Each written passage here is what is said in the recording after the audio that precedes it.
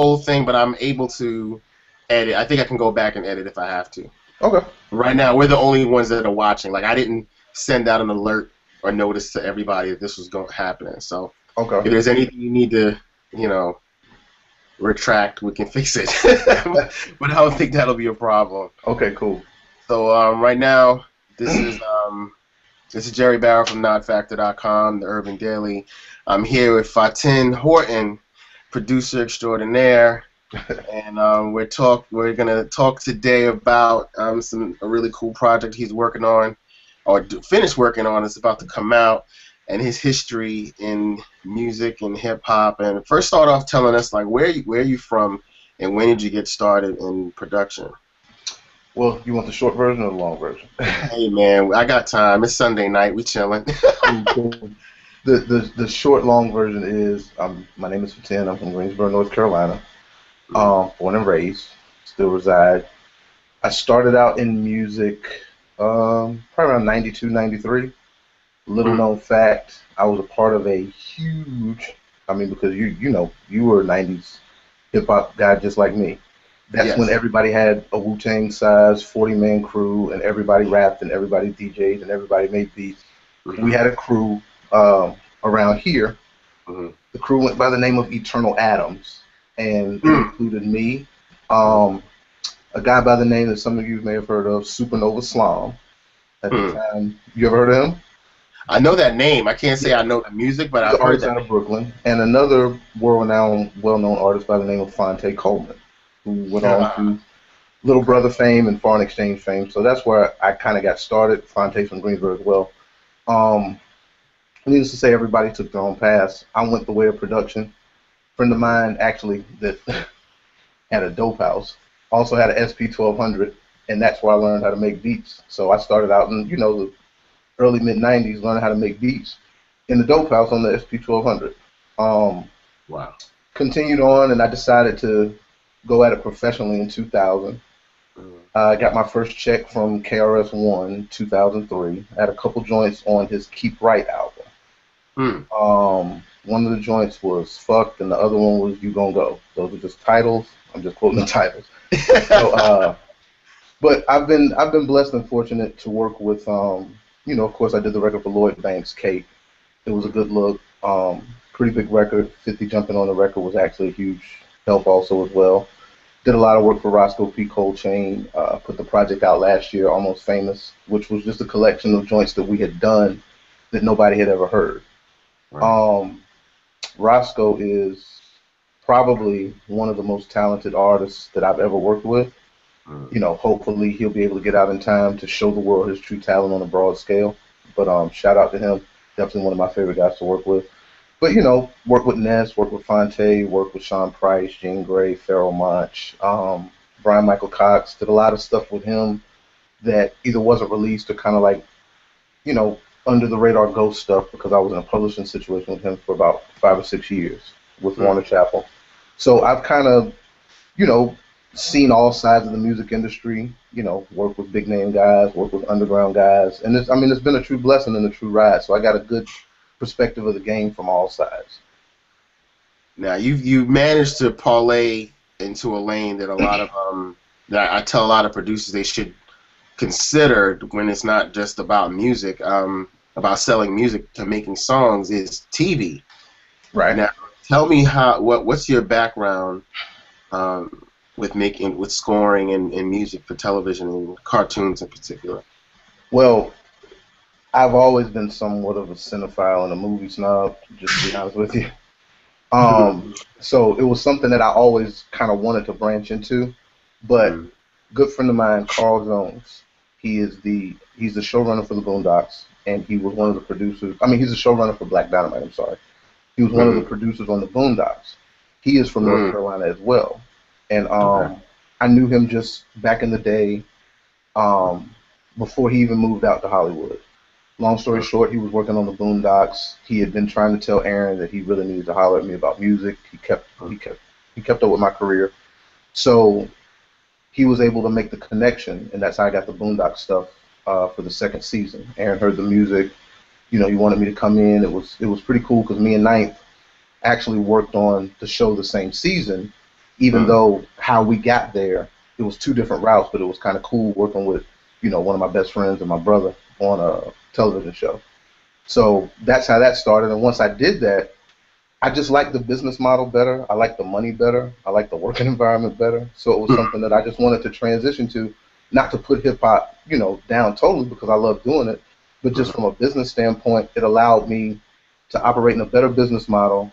It's more of a seller's market, and then at the same time, it still allows me to express myself through hip hop. And I mean, it's just another creative outlet. So I kept, honing my sound and trying to reinvent myself and understanding the difference between just making records and making beats and actually scoring, because even though it's music, it's two totally different things. Scoring and composing and editing for film and television is a whole different ballgame. So, can you speak to that? Can you speak to that briefly, just for people who might be watching this, considering taking that path? Like, what are some of the things that you learned? Oh yeah, sure, definitely. First of all, it's very meticulous. I mean, producing for records is meticulous too, because you're dealing with an artist and you're producing to a sound, but with television, you're producing to a visual. So it's not just what sounds good, it's also what helps to drive and tell the story. So you're providing a backdrop for either mood, exposition, storytelling, what have you, that's going to complement. So you may come up with some good music that sounds good, but may not necessarily work for the scene. And I liken it a lot to kind of playing Operation or putting together a 10 million piece jigsaw puzzle, where all the pieces kind of have to fit in just the right place. And you have to be patient when you're dealing with directors and producers, because a lot of times they don't. If you're lucky, like Carl, he knows what he wants. So in dealing with that show, he knows what he wants. There's other directors that I've dealt with, if I'm pitching something for film or something, where they don't really know what they want. They want something like something. So you have to really be able to kind of be patient, deal with people that may not necessarily know exactly what they're looking for, but they know it when they hear it. Be willing to make a lot of changes and know that it's not just the music. Because, as a producer, we can just be, oh, that beat is hot, or oh, that'll be a dope song, or oh, that sounds good. But if it doesn't work for the visual, then it's no good. So it's a whole nother component that you have to consider when you're going into your music creativity. Now, a lot of your production uses samples. Is that something that comes into play when you're deciding to use something for television?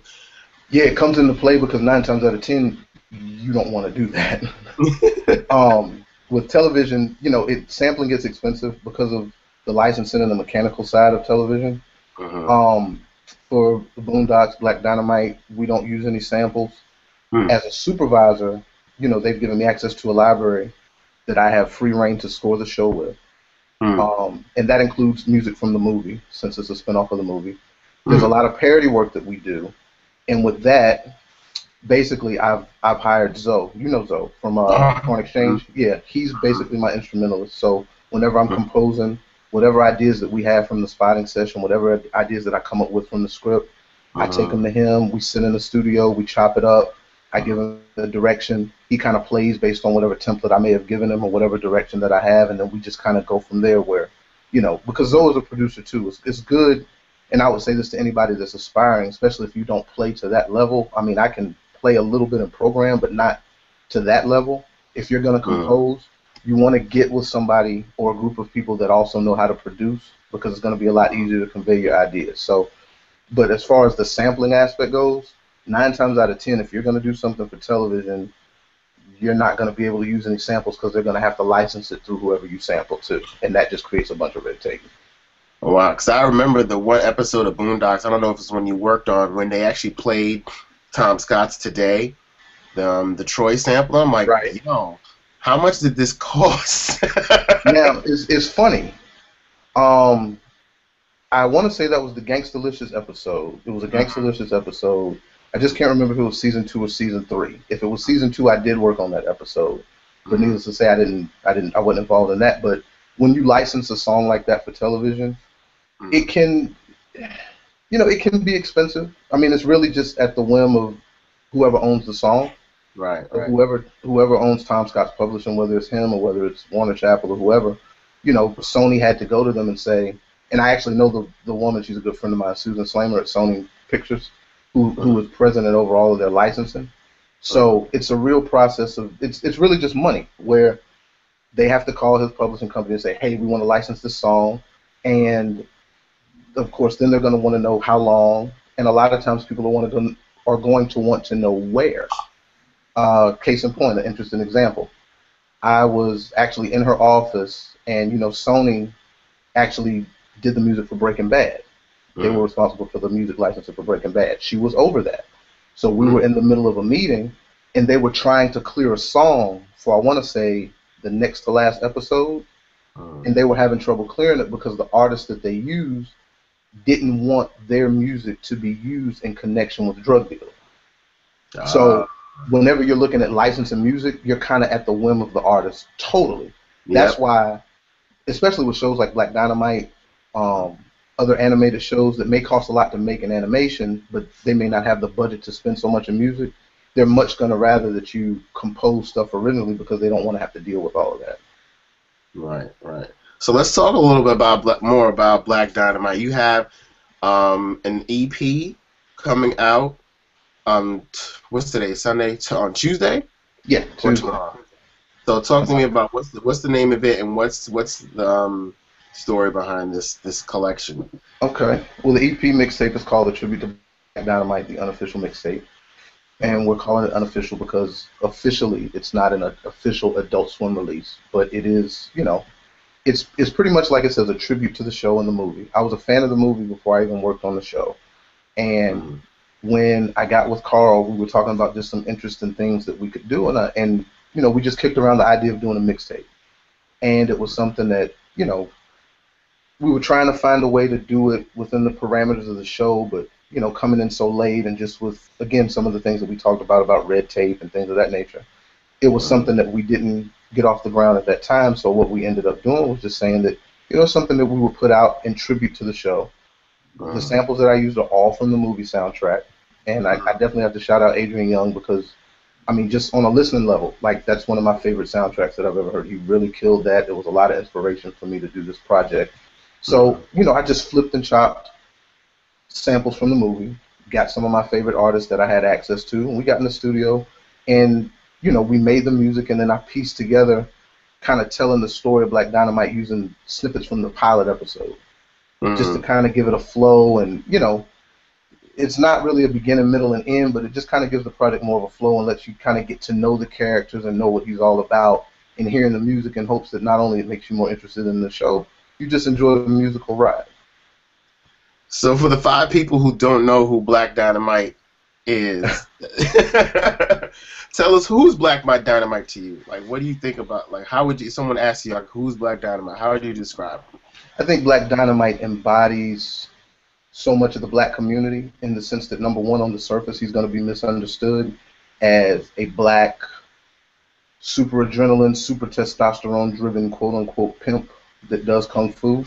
But in reality, Black Dynamite is the hood superhero that, just like, I mean, he hangs out in a orphanage. he has whores and orphans. Right. Whores raising orphan kids. Right. So, I mean, on the first level, you're thinking, this is weird, this is base, but he's showing a side of the black community that, unless you're a part of the black community, you're not going to understand. All the orphans are fatherless. Black Dynamite, if you watch the pilot episode, his father ran out on him when he was 8, or as he says, when he was a children. So that's funny. You're saying that's the pilot, but I remember that actual episode with the frog didn't air until the end of that season, I thought. That's right. What they did was the pilot came on probably a year before the show aired. And, it was pretty much a test just to see how it would respond, whether or not they wanted to greenlight the show. Okay. Once the show came on and it was a hit, they made the decision, well, hey, let's show the pilot and I think they did it like after episode 9, but before the series finale or the season finale of the first season. So it was kind of like a prequel, so to speak. So it came on late in the season, but it had aired maybe a year or so prior, maybe that summer or so, and it did really well. And the pilot was really funny too. And that was J.B. Smooth who was doing the voice of the frog, right? Yeah, J.B. Smooth was that frog, Curtis. Yeah. And he came back again, in the season finale of the first season. He came back and reprised that role to get revenge on Black Dynamite. So, yeah, he's the cast of the show is hilarious. It's a hilarious cast, especially this season. I had the pleasure of meeting Michael Jai White, which is why I got my shirt autographed by him. Um, and it was just great. We were talking about the Jackson 5 Across Your Eyes episode, which is like the best 20 minutes of television of the last 5 years. I keep telling just the concept. And I said, yo, did you guys get in trouble at all? He's like, actually, no. So, and he says for this season coming up, it's about to be crazier. So I don't know what he's going to do. Well, I can tell you right now, I got scripts right here. I got a ton of scripts we've been going through, and I can tell you firsthand that definitively, I was a fan of the first season, but this season is smashing the first season on every level. What? Like, I promise you, it's far more outrageous. Carl, Scotty, Byron, all of the writers, Mike, they did an excellent job. They pushed the boundaries even more. Needless to say, the music is going to be incredible. But the storytelling, like, you know, the blend of commentary and humor in this season they kind of really found that rhythm, the same kind of rhythm that I think they found in season 2 and a little bit of season 3 of the Boondocks, where you get the comedy, but you get the clear commentary and message too, and the way that it's woven, especially you're really going to enjoy some of the pop culture references that are made, because you know the story's set in 70s Los Angeles, but some of the things that we touch on story-wise, the comedic spin that it's given, you know, I can't get into as much as I want to tell you some of the episodes right now and some of the story premises, I can't, but I promise you, if you enjoyed the Jackson 5 episode, if you enjoyed the Richard Pryor episode, if you enjoyed the OJ episode from last year, if you enjoyed those episodes, just know that you're going to get that 10 times this season. The race war, the car, there's nothing like tossing base heads and then having your car try to sexually molest you. Yeah, I mean, dude.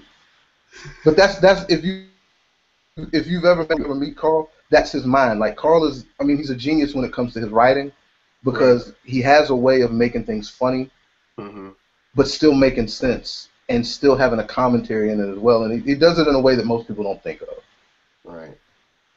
Oh my goodness, I can't wait. But yeah, the listening to the EP definitely put me in that place. You got some of my favorites on here, Monch and Sky, Torre, Gene. What was it like working with them? Because they're all crazy in their own way. Absolutely. You talk to them, and you know it makes perfect sense that you would have them on this. What was it like putting together the EP with that merry band of MCs? Well, I mean, first and foremost, I have to say thank you to all of them, because all of those guys are personal friends of mine, above and beyond music, and I appreciate them as people. Actually putting it together, it was a very seamless process, because they were all down to do the project. They're all fans of the show, and they enjoyed the music. All of them, and you know, Sky, Torre, they just brought them to the table. And basically the way it worked, I produced everything and sequenced the record before anybody got on it. So I knew where it was going. And, you know, I would kind of send, you know, what I heard people on. Case in point, the beat that Skyzoo was on is one of my favorite beats on there, because it's just a little different. Like, I know what I did to the sample. And if you know Sky is kind of a left, he kind of goes a little bit to the left with his artistic expression, so it works perfectly. Like, that's probably the most different beat on the joint. But he did his thing on it. Like, he really killed it. Same thing with Torre. Gene is Gene. Like, Gene is all those guns that she listed in the joint. And she did the record, and then she called me, and she was like, dude, I have never done that much research for a song in my life. And I was like, what do you mean? Because I hadn't heard the record yet. She was like, just check your email, you'll see. And I was like, I don't even know what these guns are. Like, she was like, dude, I literally researched those. But then for her, and this is just her genius, for her to come back around and put that in context and then tell the story that she tells at the end of the song, and, you know, make it something where you can really kind of feel her as a person in the midst of that, that's just genius, dude. That's genius. I was crying at the end because she was like, you're making too much noise. You're too loud. And I'm like, so she literally did all this research, killed the verse, then Right. did the voice acting at the end and played all the parts. The screaming girl, the shot girl, the vigilante girl. It's like, you know what? You win. Just you win. You're a Stop. genius. You win. Same thing with Munch. I mean, everybody that was on the project, like I feel like Big Remo really killed it on the songs that Mhm. he was on. Mhm. GQ, Rhapsody, and Mila had a wonderful song together. Mhm. Torre did his thing. That's like the personality of all of the artists really came out in this song. So I'm really thankful about how the project came out. I think it really came out dope. All right. So tell us where and when can people find it? Tuesday it releases on Rap Genius. Rap Genius has the exclusive on it until noon Tuesday. Mhm. So on Tuesday, if you want to download, you can go to Rap Genius up until 12. Then after 12, just anywhere on the internet, it'll be everywhere. This is dope, man. I can't. Well, obviously, I've gotten a sneak peek, and I appreciate getting a nice little. And I'm telling everybody right now, you definitely want to download this.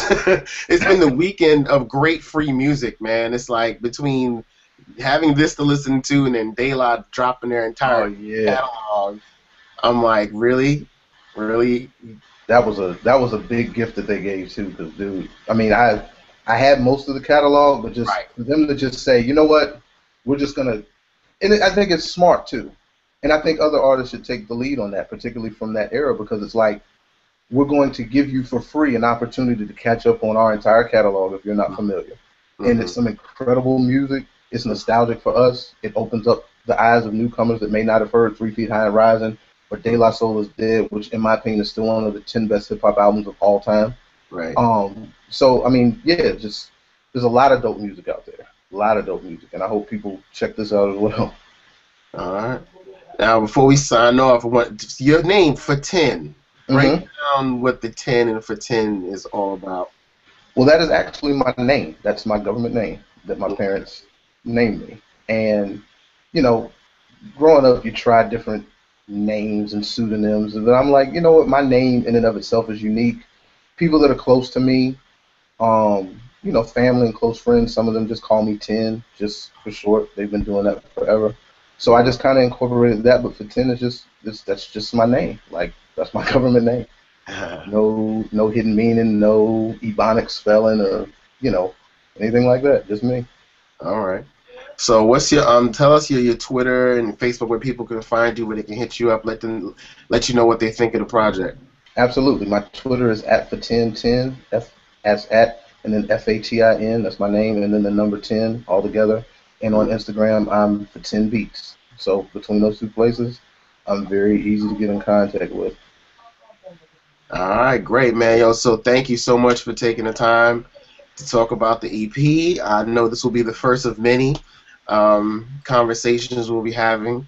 Oh And yeah, so, do you have a beat on when the new season's supposed to start of yeah. Black Dynamite? We're scheduled now, and I mean, of course, with animation, it's always a crapshoot. But right now, we're looking at end of July, early August Okay. for the premiere. So I would say, late summer, you know, end of July, early August, late summer, we should be premiering. But right now, things are going pretty good as far as scheduling wise with the music and getting back animation and things of that nature. But it's a long, intricate process. Like this is, I'm really learning a lot just about not just myself creativity, but just work wise. It's a lot of fun going into new territory. Mm. So I can't wait to see the end product just like you. I mean, I know the story, I know how things look, but I just can't wait to see it on the air. And I promise you, if you were a fan of last season, you are going to love what we are doing this season. You're gonna love it. Dope, man. Yo, 10, thank you so much, man. I'm looking forward to it. I'm going to send you the link, so if you want to embed this on your sites or anywhere, I'll send you out the links and tweets. But thank you on behalf of Not Factor, and let everybody know we're big fans of the show. I'm looking forward to hearing some more, seeing and hearing more. Definitely. And Jerry, I want to thank you. I don't know if you're recording this, but a lot of respect to you for your grind, your hustle. I've been reading your articles since the 90s when you were writing for The Source, what you did with Scratch. I remember, no, true story.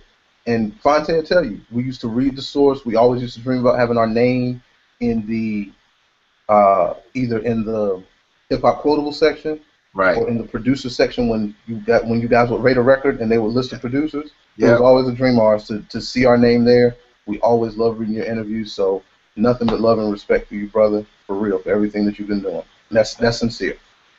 We'll have some more talks about that the listening and miking the listening and getting Fonte that quotable one day.